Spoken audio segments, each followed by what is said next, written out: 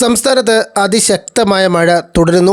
പത്തനംതിട്ട ജില്ലയിൽ കഴിഞ്ഞ ദിവസം അതിതീവ്ര മഴയാണ് ലഭിച്ചത്. കൂടുതൽ വിദ്യാഭ്യാസ ജില്ലകളിൽ ഇന്ന് വിദ്യാഭ്യാസ സ്ഥാപനങ്ങൾക്ക് അവധിയും പ്രഖ്യാപിച്ചിരിക്കുകയാണ്. ഡീറ്റെയിലായി വിവരങ്ങളെല്ലാം നോക്കാം. എല്ലാ ദിവസവും അപ്ഡേറ്റുകൾക്ക് നിങ്ങൾ ഇതുവരെയും ചാനൽ സബ്സ്ക്രൈബ് ചെയ്തിട്ടില്ലെങ്കിൽ ഇപ്പോൾ തന്നെ സബ്സ്ക്രൈബ് ചെയ്ത് ഓൾ എന്ന ബെൽ ഓപ്ഷൻ കൂടി എനേബിൾ ചെയ്യുക. കൂടുതൽ ആളുകൾക്ക് എത്തിച്ചേരാൻ വീഡിയോ ലൈക്ക് ചെയ്ത് കാണാൻ ശ്രദ്ധിക്കണം. സംസ്ഥാനത്ത് ഇന്ന് അതിതീവ്ര മഴയ്ക്ക് സാധ്യത. 4 ജില്ലകളിൽ റെഡ് അലർട്ട് പ്രഖ്യാപിച്ചു.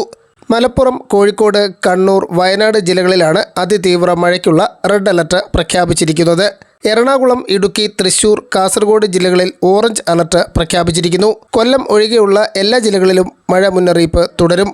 ഫിഞ്ചാൽ ചുഴലിക്കാറ്റിൻ്റെ സ്വാധീന ഫലമായാണ് കേരളത്തിൽ വ്യാപകമായ മഴ തുടരുന്നത്.